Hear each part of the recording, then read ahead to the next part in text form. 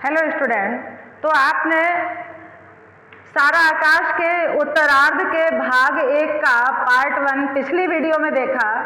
उसके आगे का भाग देखते हैं कि लेखक ने क्या कहा है। तो यहाँ पर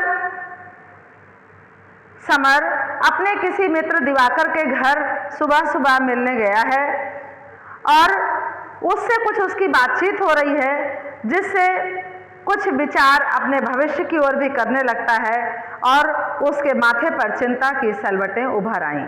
उसका चेहरा देखकर परीक्षा में पास ना होने की विभीषिका फिर छाती पर झूलने लगी। मैं फिर अपने को खोकर फेल हो जाने के बाद की प्रक्रियाओं को सोचता रहा। पूछा, क्या सोचा है? आगे के लिए तुमने 3rd ईयर ज्वाइन करोगे या किसी लाइन में जाओगे? अरे यार, पास तो हो जाए पहले, फिर कुछ सोचे भी। अगर कहीं फेल हो गए तो 1 साल की पिसाई और हो जाएगी। रोज मंदिर में दर्शन करके जाना और दुनिया भर के सगुन बनाना बेकार चला जाएगा। तुम तो 1st डिवीजन ला रहे हो, तुम्हें चिंता क्या है? मुसीबत तो हमारी है। दिवाकर का मेरे बारे में यह ख्याल जानकर अच्छा लगा, लेकिन भीतर के उल्लास को दबाकर कहा, भाड़ में जाए 1st डिवीजन, बस पास ही हो जाए तो जाकर हनुमान जी को ₹1.25 का प्रसाद चढ़ा देंगे। मुझे अपने 1st डिवीजन में आने का पूरा विश्वास था। बात मन में आकर रह गई कि अगर घर की तरफ से जरा सा भी साथ होता तो मैं दिखा देता कि 1st डिवीजन क्या होता है। अच्छा, यह ज्यादा बनना बनाना छोड़ो, आगे तुम्हारा क्या करने का इरादा है? हमारे अब्बा जान तो पीछे पड़े हैं कि आगे पढ़ने लिखने में कुछ नहीं रखा है, अभी उम्र है, थानेदारी में चले जाओ, रौब का रौब रहेगा, ऊपर की आमदनी अलग। मगर मेरा मन नहीं करता समर, थानेदारी में कहाँ मारे मारे फिरेंगे? कहीं किसी गांव नगर में फेंक दिया तो आदमी की सूरत देखने को भी तरस जाएंगे। किरण तो रो रो करके मर जाएगी। हमारी गहरी सांस लेकर दिवाकर बोला, फिर ये ऊपर की आमदनी, बाबूजी अभी अपने जमाने की ही बातें सोचते हैं। हाँ, दिवाकर की बात मुझे भी छू गई। फिर भी बोला, तुम्हारी क्या आफत, मुसीबत तो हमारी है। समझ में ही नहीं आता कि क्या किया जाए।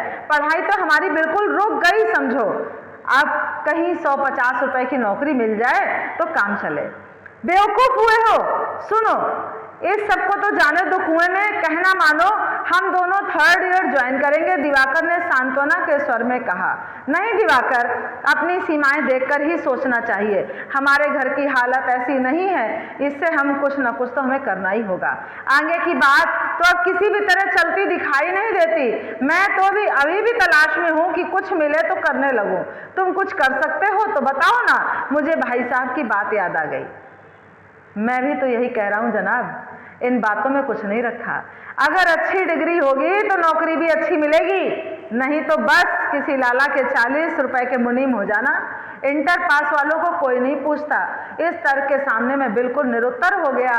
सच ही तो है, कौन देगा मुझे नौकरी? यथार्थ के इस रूप को देखकर मैं घबरा गया। टालता हुआ बोला, अरे छोड़ो भी यार, पहले रिजल्ट तो आने दो। और उठकर मैं खड़ा हो गया। रोज रोज अपनी नौकरी के लिए इस बेचारे से कहां तक कहूं? अगर होती तो यह क्या कसर छोड़ देता। बैठक के बाहर आता हुआ बोला, अच्छा अब तुम ही नहाओ दो। तभी फिर याद आ गया, और हाँ वे पोस्ट कार्ड, हम तो होली दिवाली नहाते हैं भाई, कहता हुआ भीतर पोस्ट कार्ड लेने चला गया। चिंताएं इस पर भी कम नहीं थी, लेकिन रहता कैसा मस्त है। सिर्फ एक पोस्ट कार्ड मांगने में शर्म लगती थी, इसलिए मैंने 4-5 मांगे थे। पोस्ट कार्ड लेकर कहा, इन्हें लौटा दूंगा। अरे हाँ, वह रसीदी कागज तो मैं लाया ही नहीं जिसमें इसे लौटाने की लिखा पड़ी होती है। और वह फिर से हंस पड़ा। अच्छा अब तो बता दे कि आज कितना खुश क्यों है? इस बार सचमुच में खुलकर मुस्कुरा पड़ा। बाहर निकलते हुए ही कहा, प्रभा आ गई है, और चला आया। अच्छा बेटा, पीछे से दिवाकर की आवाज सुनाई दी, लेकिन जिस झेप के कारण मैं सुबह से आंखें चुराता, मुंह छिपाता घूम रहा था, संध्या तक दूर हो गई और मुंह पर एक अनजान दृढ़ता आ गई। हाँ, मैं अपनी पत्नी से बोला हूं, इसमें किसी का क्या। अपने मुंह पर झुंझलाहट आने लगी, अपने पर भी झुंझलाहट आने लगी। इसमें झेपने और लजाने की ऐसी क्या बात थी? दिवाकर के यहाँ से आया तो मन में चाशनी घुल रही थी। बरसों बाद जी हल्का हुआ, जैसे सालों बाद जेल से छूटकर आया हूं। रह रहकर एक अजीब दया के साथ मन पिघल उठता था। बेचारी ने क्या क्या नहीं भुगता है। इस बीच मुन्नी को छोड़कर कोई भी तो नहीं था जो उससे सहानुभूति रखता हो। घर भर में किसी से एक पोस्ट कार्ड मांगने की हिम्मत नहीं कर सकी। हद है। सबसे अधिक आश्चर्य मुझे भाभी पर होता था। उनका जब अभी से रवैया है तो सचमुच सास होने के बाद तो पता नहीं क्या जुल्म ढाएंगी। वह कतई नहीं सोचती थी कि वह भी तो प्रभा की तरह ही बहू है। उसके बहकावे में आकर मैंने जो कुछ किया उससे गर्दन शर्म से झुक जाती है। इधर उधर भटक कर जब घर पहुंचा तो 2 बज गए थे। नल पर खड़े खड़े बाबूजी धार के नीचे एक दूसरे से रगड़ कर पांव धो रहे थे। देखते ही बोले, नवाब साहब कहाँ मटर गश्ती करा है, न खाने की चिंता न पीने की। मुझे बुरा लगा, प्रभा ने सुना होगा तो क्या समझेगी। फिर भी जानता था कि बात किसी न किसी तरह घूम फिर कर मेरे कुछ ना करने पर ही आएगी, इसीलिए बाबूजी से मिलने से डर भी गया। दबे स्वर में कहा, दिवाकर के पास गया था, नौकरी वगैरह की बात करते हुए बहुत देर हो गई। सहसा बाबूजी के स्वर में नमी आ गई। हाँ कुछ करो बेटा, अब ऐसे कैसे काम चलेगा। भीतर आया तो अम्मा के सामने पड़ा। अब पढ़ाई नहीं तब भी सारा दिन घूमना। 2 बज गए, यह कोई खाने का वक्त है। रात को भी पता नहीं कई बजे आया था। भीगी बिल्ली बना चौके में जा पहुंचा, चुपचाप पटरा खींच कर बैठ गया। प्रभा ने जब खाना ला रखा तो एकदम चिहुक गया। अनजान की तरह सिर उठा कर देखा, उसके खुले चेहरे पर एक अजब संयत गंभीर था।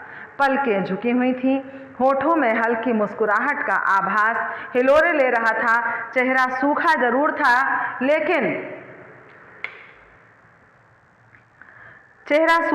था लेकिन आज एक अजब संतोष की आभा से दीप रहा था, जैसे बरसों बाद दर्पण से धूल पोंछ दी गई हो। मन हुआ उस दर्पण को बस देखता रहूं।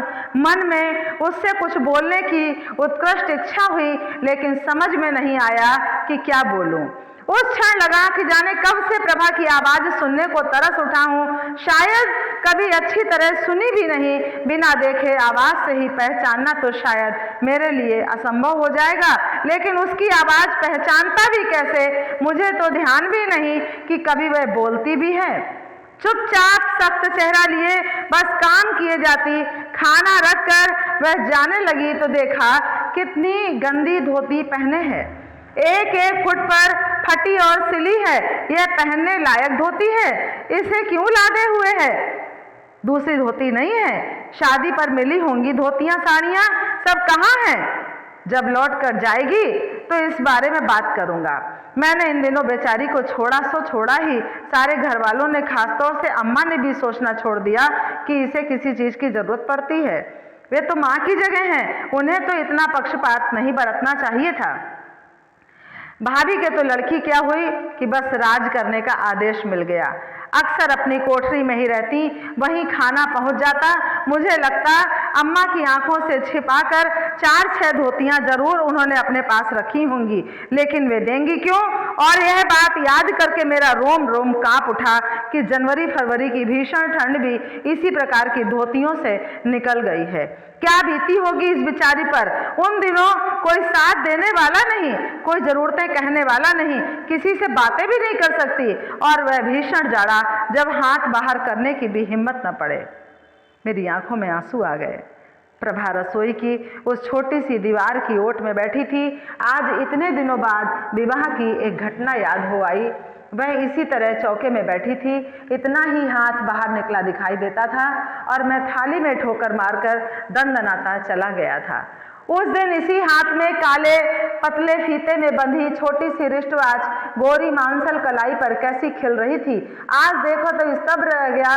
वह दिन ध्यान नहीं दिया था, उस दिन ध्यान नहीं दिया था, लेकिन उस दिन का हाथ ज्यों का त्यों याद हो आया। चौका बर्तन और घर के काम धंधे में लगे रहने के कारण खाल काली पड़ गई थी, सूख कर भुरभुरी हो आई थी। ऐसा लगता था जैसे हड्डी कर पतली सी खाल कसकर मढ़ दी गई हो। निगाह खुद पांवों पर चली गई।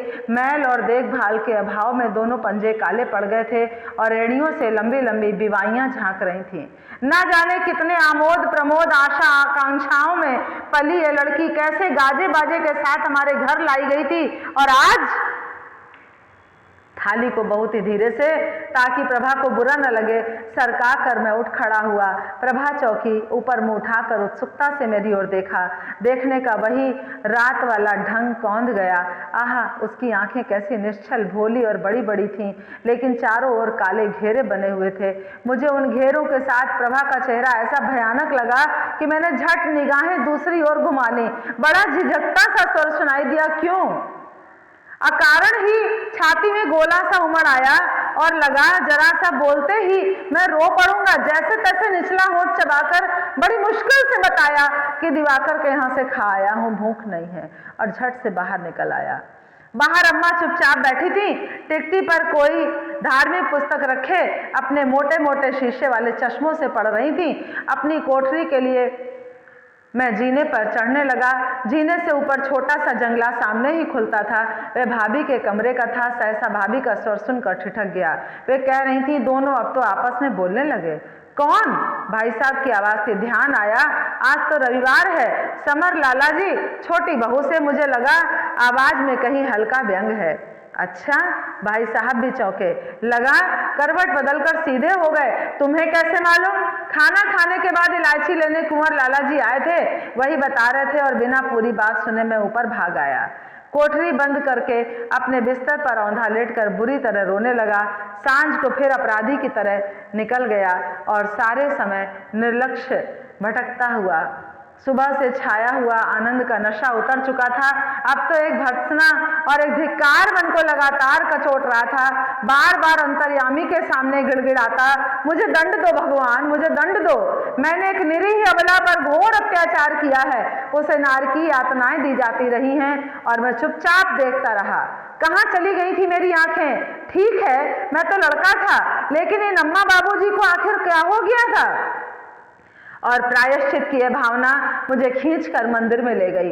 मैं वहां सूनी सूनी आंखों से देर तक एकटक देखता रहा। हर चीज का विश्लेषण मैं इस तरह करता रहा जैसे युग के बाद विदेश से लौटा हूं, और देखता हूं कि मेरे पीछे कितना कुछ घट गया है। इस प्रायश्चित और दया की भावना तथा हर चीज को नए सिरे से देखने की प्रक्रिया के साथ ही साथ मन की अनेक सतहों पर रात की व्याकुल प्रतीक्षा भी चल रही थी। और आखिर जब मन कहीं नहीं लगा तो लौट आया। देखा, इस बीच में सबकी निगाहें मेरे प्रति बिल्कुल बदल चुकी थीं। प्रभा रसोई में थी, अम्मा के पास बैठी भाभी कुछ खुसुर फुसुर कर रही थी। घर में प्रवेश करते ही जाने कैसे पता लग गया कि मेरे और प्रभा के आपस में बोलने की बात अब सारे घर में जानी जा चुकी थी। सब लोग मुझे इस तरह देख रहे थे मानो अजायब घर से छूटा हुआ जानवर हूं। मैं तब से सोच रहा था कि जब सब लोग इस बात को जान पाएंगे कि मुझे कैसी लज्जा लगेगी, सबकी निगाहों का सामना मैं कैसे कर पाऊंगा।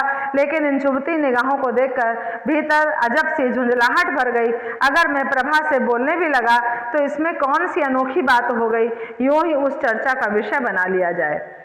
यह ढोल पीट कर हल्ला मचाने की बात है। अरे पति पत्नी कल नहीं बोलते थे, आज बोलने लगे, इसमें कौन सी इतनी दिलचस्पी क्यों ले? चारों तरफ के वातावरण के प्रति उपेक्षा का भाव धारण किए हुए मैं इस तरह व्यवहार करने की कोशिश कर रहा था जैसे मेरे जीवन में कुछ भी नया या महत्वपूर्ण नहीं हुआ। जैसे ही खाना खाकर उठा, अम्मा बोली, अरे समर, जरा अपने बाबूजी को तो बुला ले, वे भी गरम गरम खाना खा लेंगे, फिर खाना ठंडा हो जाएगा। कहाँ गए हैं? मैंने पूछा। बच्ची को घुमाने ले गए हैं, बाहर नवल किशोर पंडित जी की बैठक में बैठे होंगे, बच्ची भी तो भूखी होगी। मुझे इस बात पर भी गुस्सा आया। अम्मा इस तरह बोल रही थी जैसे मैं मना कर दूंगा। फिर अपने गुस्सा होने के स्वभाव पर हंसी आ गई। मुझे क्या हो गया है? बाबूजी कुर्सी पर दोनों पांव ऊपर समेटे बड़े आराम से बैठे थे और हमेशा बीमार पड़े रहने वाले नवल किशोर उनकी ओर करवट लिए सुन रहे थे। उसी मोहल्ले के 2-3 और भी लोग बैठे बैठे ध्यान से सुन रहे थे। बाबूजी का अनेक बार का दोहराया हुआ भाषण ठीक उन्हीं शब्दों में चल रहा था। और सच पूछा जाए तो अपनी भारतीय सभ्यता को यह सभ्यता पा थोड़े ही सकती है। यूं हाथ पैर चाहे कितने भी मार ले, आजकल तो पता नहीं चलता कि दुनिया किस रसातल में जाकर टिकेगी। और भाई साहब, दोष किसे दें? सब अपने किए का फल है। जो मार्ग हजारों साल सोच समझकर अपने ऋषि मुनियों ने बनाया, उसे तो आज के लड़के कहते हैं कि ये जंगलियों के बनाए गए नियम हैं। बोलो, अपने पुरखों को जंगली कहते हुए तुम्हें शर्म नहीं आती? और साहब, ये मानना पड़ेगा उनके दिमाग को कि एक एक नियम क्या सोचकर बनाया गया है, दांतों तले उंगली दबानी पड़ती है।